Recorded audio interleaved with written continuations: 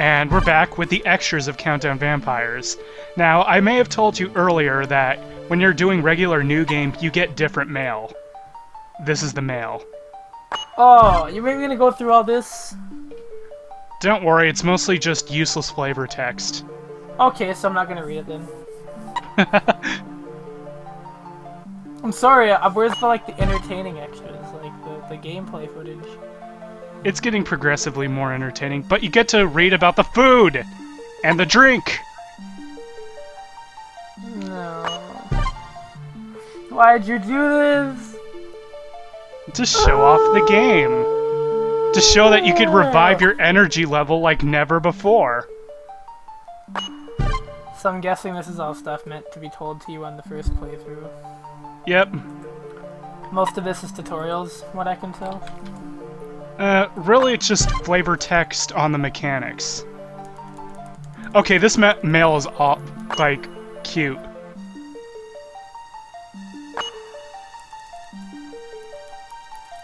What? Yeah, that mail is just a joke.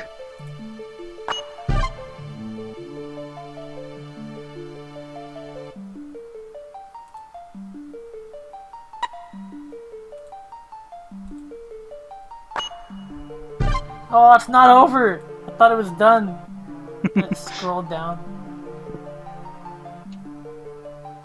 So I guess that's some exposition, but not like the mail we got in the actual playthrough.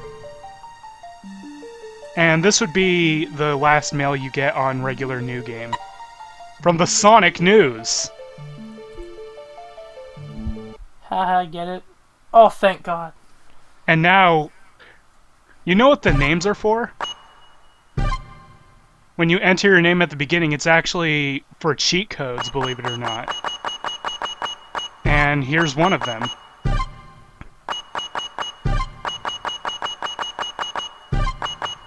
Yukadon? Oh no. Now, you probably didn't pay attention, but if you read the credits closely, they had a credit for a special actress. I was gonna say, if you put the composer's name in there, does it play that one song for every stage? That would be a terrifying cheat code. So, yeah. Oh, why does it do that? So, basically, Yuka Kobayashi is like the actress they use to model Misato's appearance off of. So, basically, the cheat code is every time you reach a save point after you encounter Misato, she sends you pictures of herself. And by pictures of herself, looks just like her, man. I mean the actress. That looks just like her. Like, they got the look perfect. I know, right? Totally. I'm not sure what to do. Like, starting with the long hair. Now, don't worry, these pictures are all just adorable, really, not like anything really, you know, lewd. Yeah, I know Metal Gear Solid sometimes has some lewd things. I don't mind, but... Yeah, this is just to be cute. I kind of wish that you could put your name as George Clooney and then get pictures of George Clooney in From Dusk Till Dawn, because that's totally what Keith was modeled after. I kind of wish you could put in Sean Connery and play as that guy from the opening, though. I would have loved to unlock Tupac. Actually, you know what? I want to play as the cat. Didn't Tupac die, too? I don't remember. Yeah. Like, he's the one that...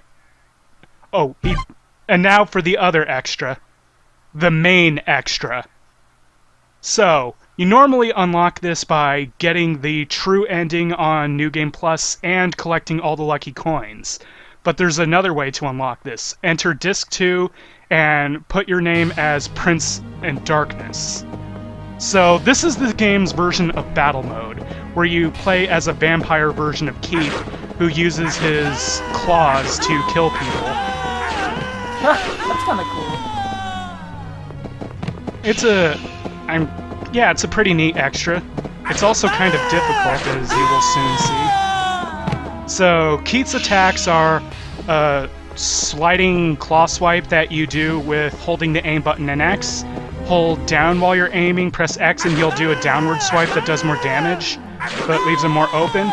And then if you hold up and press X, he does a jumping attack that sucks, never ever do it. So I'm guessing, like, this is meant to be like if Keith, surrendered to that one guy's will. Yeah, this is like a what if he was and succumbed to the direct control or whatever. Hence the name. Gels or something? Yeah, Gels. Hence the name Prince of Darkness. It's kind of like, in the Blank of Sorrow games where you can, like, play as Julius and try to stop Soma.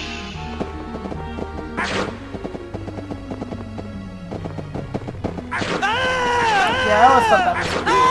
The only way you unlocked that in Dawn of Sorrow was to get the bad ending, if I recall. Yep. You had to basically, do the bad ending. And I'd say that mode was more fun than the main game. Well, even more fun than the main game. Yeah, I never got the dislike for the art direction of the Metroidvanias on the DS, because anime art direction has been a thing in Castlevania since Rondo of Blood. I don't know what the surprise in there was. It's like the inverse of Rondo of Blood to Symphony of the Night. Yeah, because Symphony of the Night, I would argue, had the most distinct art style of the series. Hey, Richter Belmont, your portrait looks nothing like your sprite. Yeah. What are the shadow versions? Okay, this is where it gets a little harder, because now we're facing agents with guns. So now, what's the timer for? If you run out, you lose, or is it just like... Yeah, but the time is very generous. Also, have you noticed the tattoo meter next to it? What's Well, that across for? from it? That's your health meter. It's not a very helpful health meter, though, because instead of, like, I don't know, like depleting or something, as you take more damage, the meter begins flashing faster and faster. Okay. Can you heal in this mode at all? No. Which is kind of disappointing, because you would think, like, with Keith being a vampire and all, he would be able to, like, feast on these people. And there's the jumping attack. I don't know why I did that. I guess just to show it off.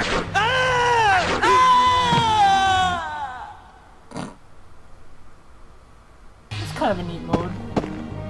Yeah. But it's gonna get pretty frustrating pretty soon. Because there are bosses in this mode. Did you beat it in this video or no? I did. It took me a few retries, but I did. So do you have to kill everybody? Yep, everybody. You have 20 minutes to kill absolutely everyone. How many bosses are there in this mode? 1 or 2? 3. Wow, really? Mm-hmm. And I'm assuming you just can't interact with anything in the environment either. No.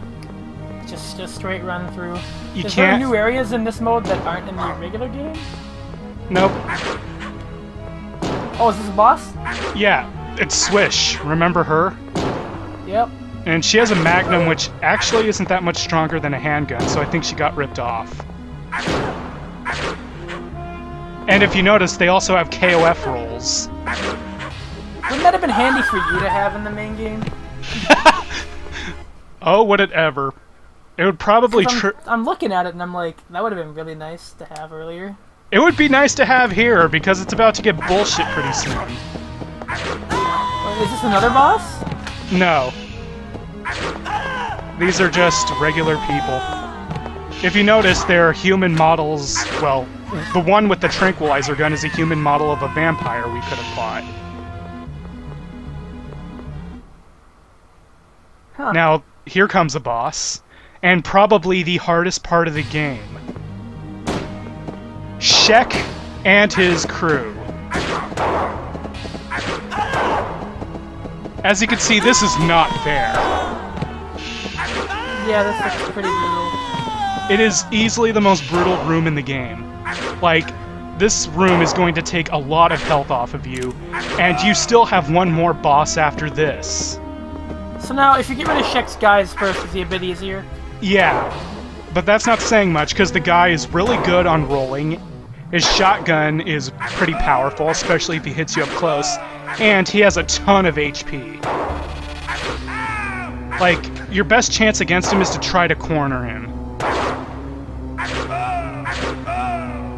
And what's worse is, the next boss is right after him, so if he doesn't kill you, you're probably going to be softened up for what's behind that door.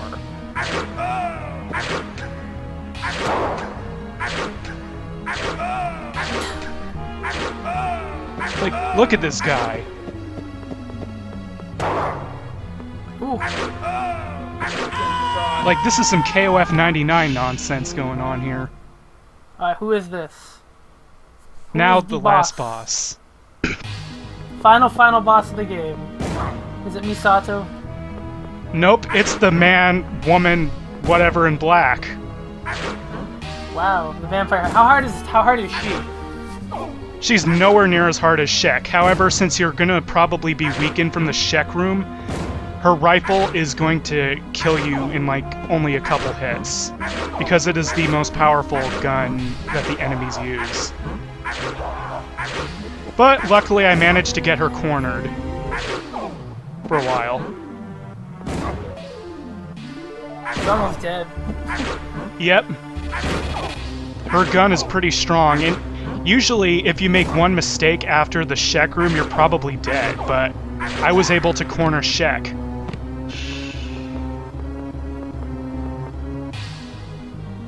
And what's the ending for this mode? It's a montage of cutscenes, but with a little bit more.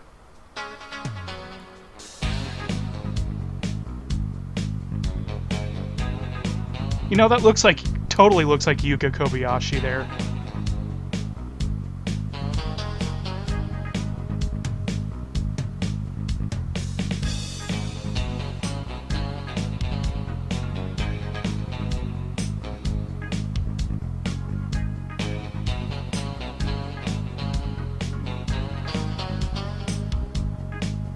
This is the song from the fucking bar scene, isn't it? Yep, it's from the opening.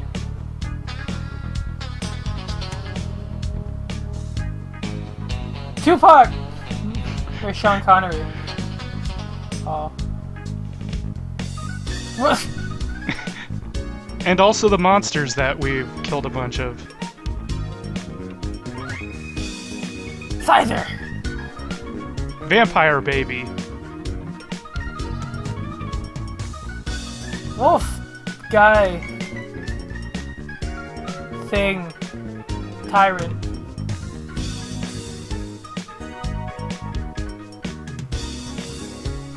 That looks so dumb. That looks more like a werewolf transformation than a vampire.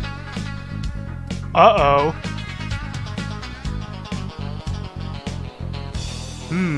This is almost as if it was the Chara ending from Undertale or something.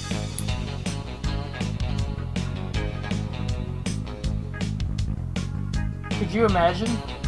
No, they wouldn't have.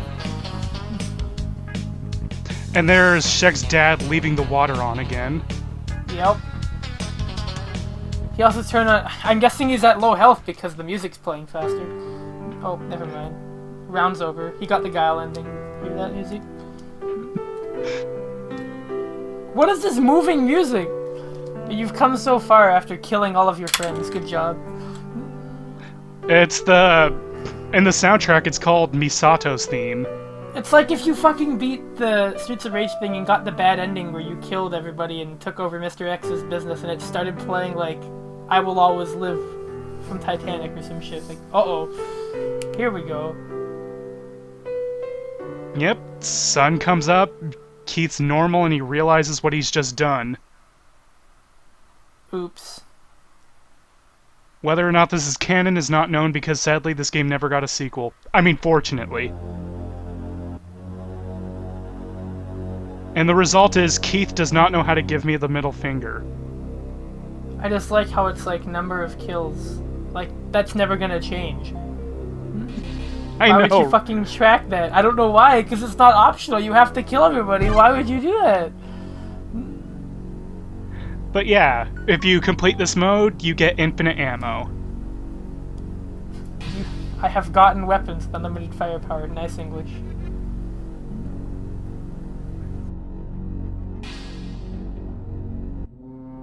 This is my send-off to the game.